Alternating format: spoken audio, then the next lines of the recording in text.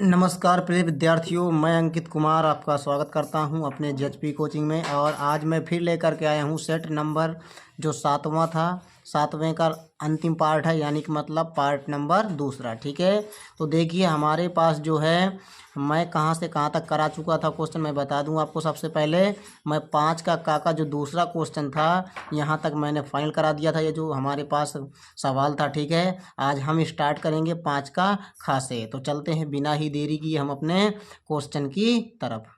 तो देखिए प्रिय विद्यार्थियों, हमारे पास क्या कह रहा है, 5 का खा क्वेश्चन कह रहा है किसी अभिक्रिया के वेग पर उत्प्रेरक का क्या प्रभाव होता है। फिर कह रहा है एक प्रथम कोटि की अभिक्रिया 50 मिनट में 40% पूर्ण होती है। फिर कह रहा है अभिक्रिया के 80% पूर्ण होने में लगने वाले समय की गणना कीजिए, जबकि दिया है log 2 का मान 0.3010 तथा log 6 का मान दिया हुआ है 0.7782। इतना हमारे पास दिया है। तो देखिए आपको करना क्या है, सबसे पहले आपको जो जो दिया है वही आपको करना है। देखिए यहाँ पर एक प्रथम कोटि की अभिक्रिया 50 मिनट में इतनी 40% पूर्ण हो जाती है। तो टी का मान कितना 50, तो कितना पूर्ण हो जाती है 40 पूर्ण हो जाती है। यानी कि पहले जो सांद्रता रही होगी ए का मान पहले 100 यानी कि मतलब रही होगी, तो 40% पूर्ण हो जाती है ना, तो एक्स का मान कितना हो जाएगा 40 हो जाएगा। ठीक है, हमें उत्पाद कितना मिल जाएगा 40 है।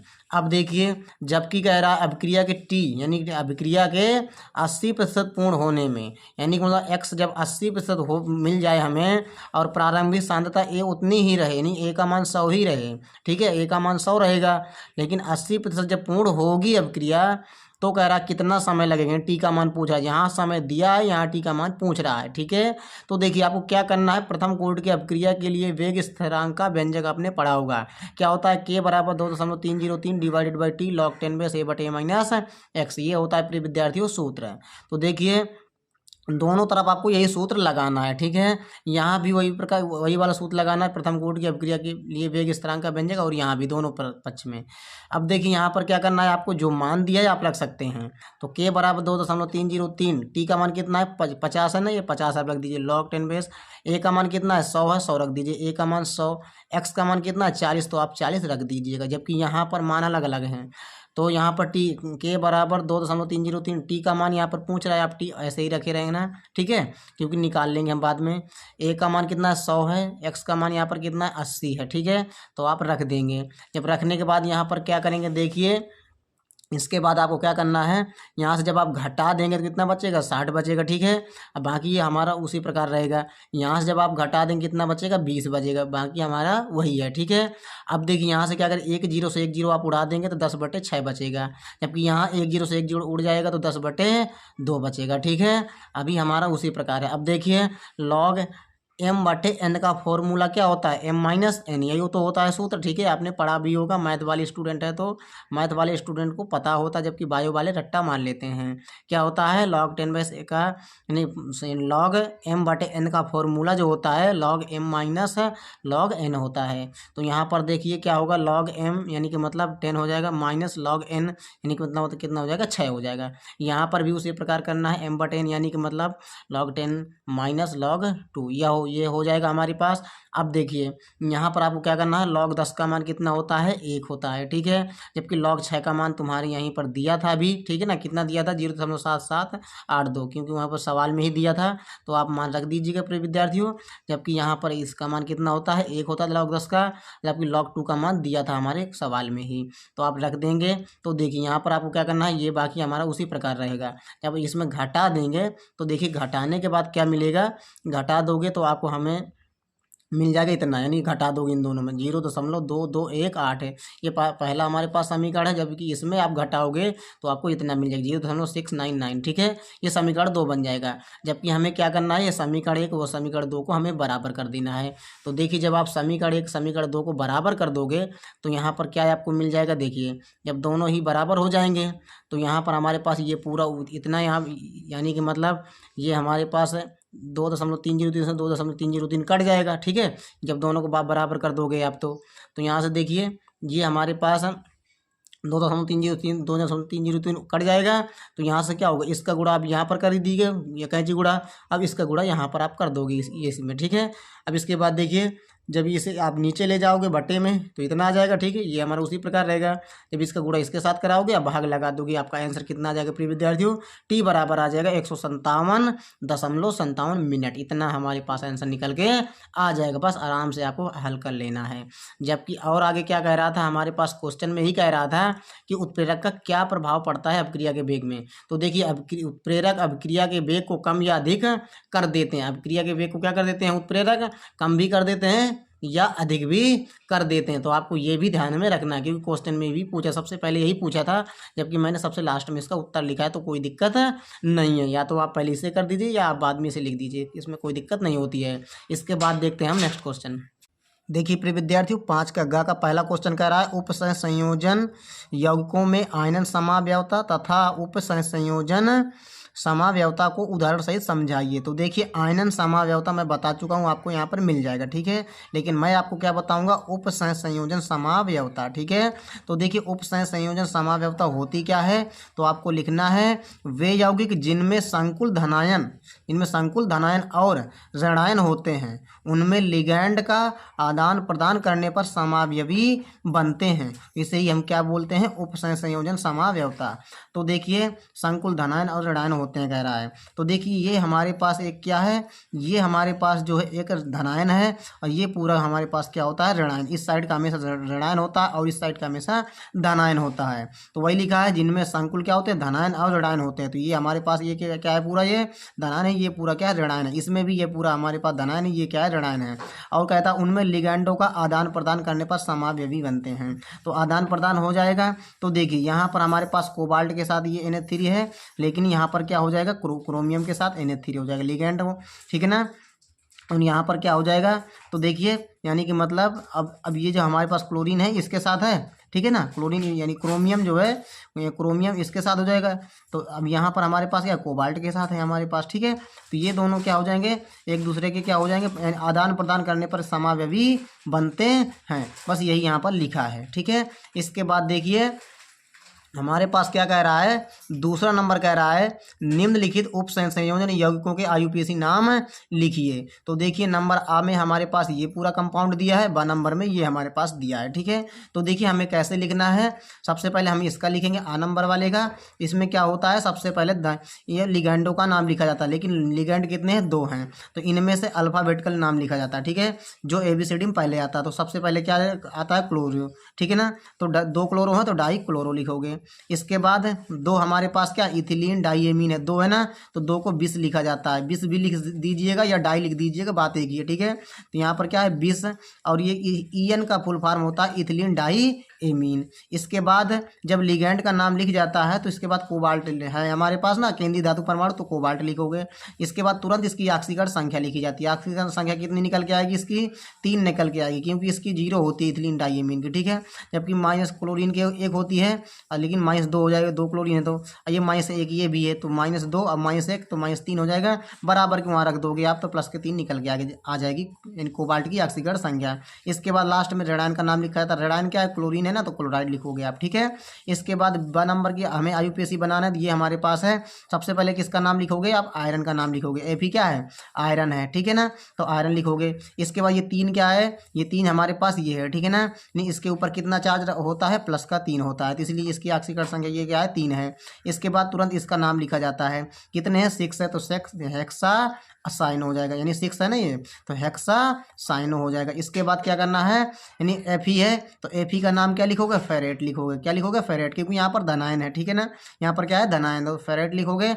इसके बाद क्या करना है आपको, इसकी ऑक्सीकरण संख्या निकालोगे तो 2 निकल के आ जाएगी, क्योंकि यहाँ पर कितनी इसके -6 हो जाएगी और ये 4, यानी कि मतलब हमारे पास यहाँ पर यानी कि मतलब जब आप पूरे के निकालोगे तो यहाँ पर 2 ही निकल के आएगी, ठीक है ना। तो आप निकाल सकते हैं यहाँ पर, क्योंकि हम सब हमारे पास यहाँ पर पूरा दिया है। इसके बाद देखिए हमारे पास क्या कह रहा है, 5 का जो हमारे पास 5 का घ का पहला है, कह रहा कार्बोहाइड्रेट क्या होते हैं, ग्लूकोज तथा फ्रक्टोज के बीच अंतर को लिखिए। तो आपको कहाँ पर मिल जाएगा, ये हमारे पास यहाँ पर मिल जाएगा, मैं क्वेश्चन करा चुका हूँ। दूसरा कह रहा विटामिन ए तथा सी के मुख्य स्रोत तथा इनकी कमी से होने वाले रोगों के बारे में लिखिए। तो ये भी आपको क्वेश्चन प्रिय विद्यार्थियों मिल जाएगा, ठीक है। इसके बाद कह रहा है जो हमारे पास 6 का क्वेश्चन कह रहा है, निम्नलिखित अपक्रियाओं के लिए रासायनिक समीकरण लिखिए। पहला नंबर 1 क्लोरोबेंजीन का सल्फोनीकरण, दूसरा क्लोरोबेंजीन का नाइट्रीकरण। ये दोनों क्वेश्चन आपको यहाँ पर मिल जाएंगे, ठीक है। जबकि तीसरा कह रहा है एथिल ब्रोमाइड की सोडियम एथॉक्साइड से अपक्रिया। तो ये अपक्रिया हमारे पास एथिल ब्रोमाइड कह रहा है, तो एथिल ब्रोमाइड का सूत्र होता है C2H5Br प्लस सोडियम एथॉक्साइड का सूत्र होता है C2H5ONa। तो देखिए Br प्लस माइनस की Na प्लस, तो NaBr निकल जाएगा यहाँ पर, बाकी C2H5O, C2H5 यहाँ पर जुड़ जाएगा, क्या बन जाएगा, डाई एथिल ईथर बन जाएगा, ठीक है। तो आराम से बना सकते हैं। इसके बाद कह रहा है चौथे नंबर में वोल्टेज फिटिक अपक्रिया, यह भी आपको यहाँ पर मिल जाएगा, ठीक है। फिर इसके बाद कह रहा है फिटिक अपक्रिया। देखिए फिटिक अपक्रिया होती क्या है, जब क्लोरोबेंजीन की क्रिया यानी कि दो अणु लिए जाते हैं, सोडियम के साथ कराते हैं शुष्क ईथर की उपस्थिति में, तो डाई फेनिल बनता है। क्योंकि दो हमारे पास यहाँ पर फेनिल हो जाएंगे और दो क्लोरीन हो जाएंगे, तो दो Na लेना पड़ेगा, तो 2NaCl निकल जाएगा, तो दो हमारे पास फेनिल यहाँ पर जुड़ जाएंगे आपस में, तो क्या बन जाएगा, डाई फेनिल बन जाएगा, ठीक है। तो प्रिय विद्यार्थियों अब हम देखते हैं इसके बाद नेक्स्ट क्वेश्चन। देखिए प्रिय विद्यार्थियों 6 का अथवा का पहला कह रहा है क्लोरोबेंजीन का उदाहरण देते हुए समझाइए कि इलेक्ट्रॉन रागी एरोमेटिक प्रतिस्थापन अपक्रियाओं में क्लोरीन आर्थो तथा पैरा निर्देशक है, तो क्यों है कह रहा है, ठीक है। तो देखिए आंसर लिखना है, क्योंकि क्लोरीन परमाणु में अतिरिक्त इलेक्ट्रॉनों की जोड़ी होती है। क्या होती है, जो क्लोरीन परमाणु होता है, आप क्लोरोबेंजीन की स्ट्रक्चर बनाओगे तो क्लोरीन में अयुग्मित इलेक्ट्रॉन होते हैं, ठीक है। तो क्या होता है, देखिए अयुग्मित नहीं, सॉरी, युग्मित इलेक्ट्रॉन होते हैं। तो देखिए यहाँ पर यानी जो हमारे पास क्योंकि कह रहा है क्लोरीन परमाणु में अतिरिक्त इलेक्ट्रॉनों की जोड़ी होती है, जिससे ये आर्थो तथा पैरा स्थितियों पर क्या करते हैं, इलेक्ट्रॉन के घनत्व को बढ़ा देते हैं। कौन, जो हमारे पास ये क्लोरीन होता है, क्लोरीन में इलेक्ट्रॉनों की जोड़ी होती है, ठीक है ना, बहुत सारे पेयर्ड इलेक्ट्रॉन होते हैं, ठीक है। तो क्या होते हैं, जिससे ये आर्थो तथा पैरा स्थितियों पर इलेक्ट्रॉन के घनत्व क्या कर देते हैं, बढ़ा देते हैं। और आर्थो तथा पैरा स्थितियों पर इलेक्ट्रॉन के घनत्व में वृद्धि के कारण प्रवेश करने वाला इलेक्ट्रॉन रागी आर्थो तथा पैरा स्थितियों में आकर क्या हो जाते हैं, ये जुड़ जाते हैं, ठीक है ना। ये आपको इतना ध्यान में रखना है। इसके बाद देखिए दूसरा कह रहा है इसी का कि फ्रियान तथा DDT के उपयोगों तथा पर्यावरण पर इनके प्रभावों पर एक संक्षिप्त टिप्पणी लिखिए। तो देखिए यहाँ पर लिखना क्या है आपको, सबसे पहले फ्रियान का उपयोग लिखना है। तो नंबर 1 इसका उपयोग कहाँ होता है, रेफ्रिजरेटर और AC के प्रशीतक यानी कूलिंग के रूप में होता है, ठीक है। दूसरा क्या है, झाग दुर्गंध को दूर करने के लिए स्प्रे के रूप में भी इसका इस्तेमाल किया जाता है, किसका, फ्रियान का उपयोग, ठीक है। ये ध्यान में रखेंगे। पर्यावरण पर इस पर क्या प्रभाव पड़ेगा, तो देखिए फ्रियान एक स्थायी गैस होती है। कैसी होती है, स्थायी गैस होती है। यह अत्यधिक ताप और दाब पर भी क्या रहती है, ये स्थायी रहती है, ठीक है। यह मुक्त होकर वायुमंडल में उपस्थित ओजोन परत को क्या कर देती है, नष्ट कर देती है, ठीक है। इसीलिए बहुत खतरनाक होती है गैस है। इसके बाद देखिए DDT का उपयोग क्या होता है, इसका उपयोग कीटनाशक के रूप में किया जाता है, किसका उपयोग, DDT का, जबकि हमारे भारत में अब ये बैन हो चुका है, ठीक है। तो देखिए इसके बाद कह रहा है पर्यावरण पर प्रभाव। तो इसका पर्यावरण पर प्रभाव क्या पड़ेगा, पहला है पर्यावरण के संतुलन को प्रभावित करने में DDT अहम भूमिका निभाता है। क्या करता है, संतुलन को प्रभावित करने में ये बहुत अहम भूमिका निभाता है DDT।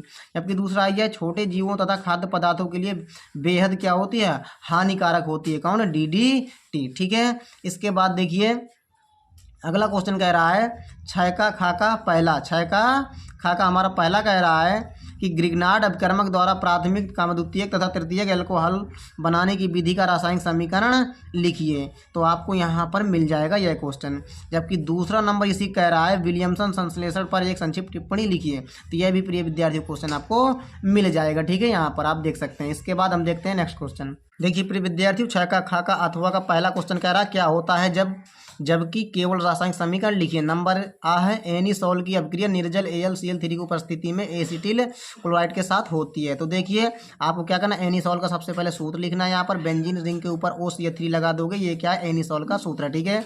कह रहा निर्जल AlCl3 की उपस्थिति में एसिटिल क्लोराइड के साथ होती है। तो किसके साथ होती है क्रिया, एसिटिल क्लोराइड के साथ, यानी CH3COCl।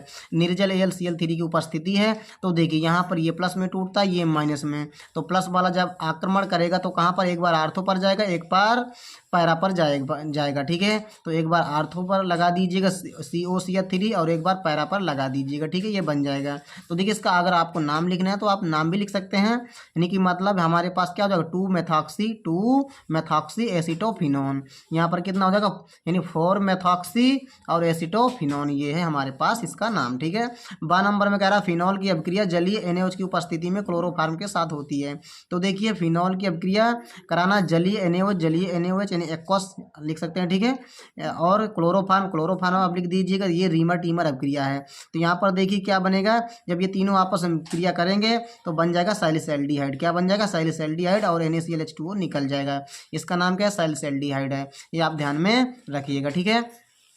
इसके बाद देखिए दूसरे नंबर हमारे पास है। दूसरे नंबर इसी का छाया का खाका अथवा का दूसरा है कि अल्कोहल बनाने की हाइड्रोबोरानन ऑक्सीकरण अभिक्रिया पर संक्षिप्त टिप्पणी लिखिए।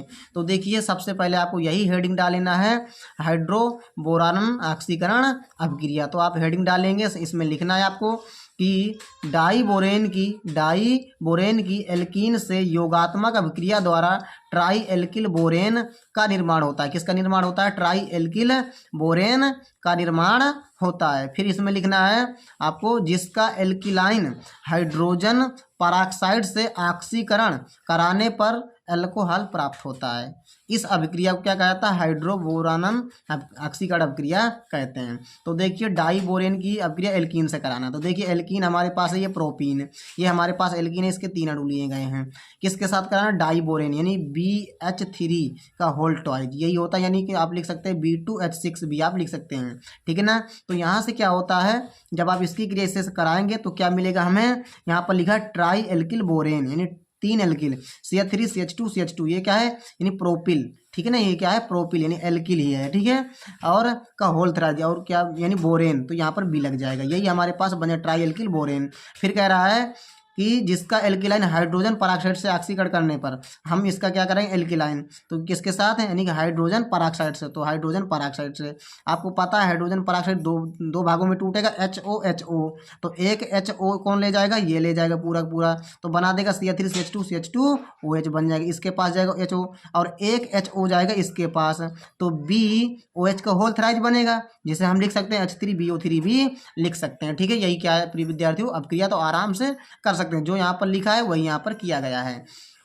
इसके बाद देखिए यहाँ पर क्या कहा गया है, 7वें का जो का नंबर है, क्या होता है जब, जबकि केवल रासायनिक समीकरण लिखिए। यही कह रहा ना। नंबर 1 है एसीटोन की अभिक्रिया सोडियम हाइपो आयोडाइड से होती है। तो देखिए एसीटोन है, सोडियम हाइपो आयोडाइड का सूत्र होता है NaOI, ये होता है। जब इसकी क्रिया इसके साथ कराई जाती है तो क्या बनता है, आयोडोफार्म बनता है, यानी कि मतलब CH3 क्या बनता है, आयोडोफार्म बनता है। और प्लस में क्या निकलता है, CH3COO यानी सोडियम एसीटेट, प्लस में क्या निकलता है, और NaOH यानी कास्टिक सोडा भी बनता है। ये भी आपको ध्यान में रखना है, ठीक है। ये सभी के सभी यानी प्रोडक्ट ये तीनों के तीनों निकलते हैं जब इसके क्रिया इसके साथ कराएंगे। दूसरा कह रहा है एसिटल्डिहाइड को अमोनिया के साथ अभिकृत करते हैं। तो देखिए ये है एसिटल्डिहाइड, ये है हमारे पास अमोनिया। तो H क्या करेगा, H यहाँ पर जाएगा तो OH बना देगा, और NH2 इसी कार्बन के साथ जुड़ जाएगा, तो ये बन जाएगा, ठीक है। तो देखिए यानी कि एसिटल्डिहाइड अमोनिया इसका नाम है। आपको नाम नहीं लिखना, कोई ज़रूरी नहीं है। तो देखिए यहाँ पर आप जब हीट कर दोगे तो यहाँ से OH और H निकल जाएगा, पानी बना देगा, तो बन जाएगा CH3CHNH यानी LD मीन, क्या बन जाएगा, LD मीन, ठीक है। यही हमारे पास क्या है, ये इसके आंसर है। इसके बाद देखते हैं नेक्स्ट क्वेश्चन। देखिए प्रिय विद्यार्थियों, इसी का तीसरा क्वेश्चन कह रहा है एसिटिक अम्ल की अभिक्रिया सांद H2SO4 की उपस्थिति में एथिल अल्कोहल से होती है। तो देखिए एसिटिक अम्ल का सूत्र होता है CH3COOH, सांद H2SO4 की उपस्थिति यानी सांद H2SO4 की उपस्थिति है, किसके साथ कराते हैं, एथिल अल्कोहल के साथ। तो क्या होता है सूत्र, C2H5OH होता है। देखिए यहाँ से H+ जाएगा OH के पास, तो क्या बन जाएगा, वाटर बन जाएगा CH3COO और C2H5 बन जाएगा हमारे पास। ये क्या है, एथिल एसीटेट, ठीक है, ये इसका नाम क्या है, एथिल एसीटेट। फिर चौथा कह रहा है अब फॉर्मेल्डिहाइड की अभिक्रिया अमोनिया से होती है। तो देखिए फॉर्मेल्डिहाइड का सूत्र होता है HCHO, किसके साथ, अमोनिया के साथ यानी NH3 के साथ होती है। तो जब इसकी क्रिया इसके साथ कराओगे तो क्या बनेगा, CH2 का होल ऑफ 6 NH4+ H2O। इसका नाम बहुत फेमस है, यूरोट्रोपिन। ये क्या नाम इसका, यूरोट्रोपिन, ठीक है। यह भी आपको ध्यान में रखना है, ठीक है। इसके बाद देखिए 5वें नंबर की अभिक्रिया है कि बेंजीन को निर्जल AlCl3 की उपस्थिति में कार्बन मोनोऑक्साइड तथा हाइड्रोजन क्लोराइड के साथ अभिकृत करते हैं। तो देखिए यहाँ पर बेंजीन आपको ऐसा स्ट्रक्चर बना लेना है, निर्जल AlCl3 की उपस्थिति है कार्बन मोनोऑक्साइड के, तो ये कार्बन मोनोऑक्साइड, हाइड्रोजन क्लोराइड, तो हाइड्रोजन क्लोराइड भी उतार लेना है यहाँ पर। तो देखिए जब ये क्रिया करते हैं तो क्या बनता है, बेंजल्डिहाइड बनता है, और HCl भी निकलता है, ठीक है, क्योंकि CO यहाँ पर जाएगी, H यहाँ से निकलेगा, तो CHO बन जाएगा और HCl हमारा उसी प्रकार निकल जाएगा, ठीक है। इसके बाद देखिए सातवें का काका अथवा कह रहा है कि निम्नलिखित पर संक्षेप टिप्पणी लिखिए। नंबर 1 है क्रॉस एल्डोल संघनन, ये भी आपको यहाँ पर मिल जाएगा। दूसरा इटार्ड अपक्रिया, तो देखिए इटार्ड अपक्रिया क्या होती है कि जब टॉलुईन की क्रिया, जब टॉलुईन का ऑक्सीकरण यानी कि मतलब क्रोमिल क्लोराइड के द्वारा कराते हैं तो क्या बनता है, C6H5CHO बनता है। क्या बनता है, C6H5CHO बनता है, यानी कि मतलब इसके द्वारा जब ऑक्सीकरण कराएंगे ना तो क्या बनेगा, बेंजल्डिहाइड। इसी को इटार्ड अपक्रिया कहते हैं, आप लिख सकते हैं। ठीक है, क्योंकि मैं मेन समीकरण यहाँ पर लिख दिया हूँ। आपको क्या कैसे लिखना है कि जब टॉलुईन का ऑक्सीकरण क्रोमिल क्लोराइड के द्वारा कराते हैं तो क्या बनता है, बेंजल्डिहाइड बनता है। इसी को इटार्ड अपक्रिया कहते हैं। काइनेजार अपक्रिया भी आपको यहाँ पर मिल जाएगा। साथ में खा का पहला करा प्राथमिक क्रम द्वितीयक तथा तृतीयक एमिनो की पहचान करने के हिंसबर्ग परीक्षण का वर्णन कीजिए। इन अपक्रियाओं के रासायनिक समीकरण भी लिखिए। तो ये आपको यहाँ पर पूरा पूरा क्वेश्चन मिल जाएगा। ठीक है, इसके बाद देखिए कह रहा है यहाँ पर अगला क्वेश्चन, तो देखिए दूसरा कह रहा है कि प्राथमिक एमिनो का क्वथनांक तृतीयक एमिनो से अधिक क्यों होता है, यही कह रहा है ना। तो देखिए क्यों होता है यहाँ पर आपको लिखना है आंसर में कि अंतरा आणविक H बंध प्राथमिक एमिनो में उपस्थित होते हैं। किसमें उपस्थित होते हैं, प्राथमिक एमिनो में उपस्थित होते हैं। ठीक है, जबकि तृतीयक एमिनो उपस्थित नहीं होते, इसीलिए जो होता है इनका क्वथनांक जो होता है ज्यादा होता है इनकी तुलना में। यही आपको लिखना है, इतना आंसर। ठीक है, तो देखिए क्योंकि यहाँ पर हाइड्रोजन है, यहाँ पर हाइड्रोजन नहीं है नाइट्रोजन के साथ। ठीक है, तो देखिए प्रिय विद्यार्थी हमारे पास साथ में खा का अथवा कह रहा है निम्नलिखित पर संक्षिप्त टिप्पणी लिखिए। तो ये हमारे पास है पहले नंबर डाई जो करण अभिक्रिया, दूसरी है गैब्रियल थैलीमाइड संश्लेषण, तीसरी है हमारे पास कार्बिलेमीन अभिक्रिया। ये सभी के सभी अभिक्रिया यहाँ पर मिल जाएंगे प्रिय विद्यार्थियों, क्योंकि मैं ये अभिक्रिया सभी के सभी करवा चुका हूँ। ठीक है प्रिय विद्यार्थियों, तो आई होप यदि हमारा वीडियो ये पूरा आपको समझ में आया हो तो कृपया करके हमारे इस वीडियो को ज़्यादा से ज़्यादा शेयर करना और लाइक करना। यदि अभी तक हमारे चैनल को सब्सक्राइब नहीं किया है तो कृपया करके जरूर सब्सक्राइब कर लेना। चलते हैं, नमस्कार, जय हिंद, वंदे मातरम।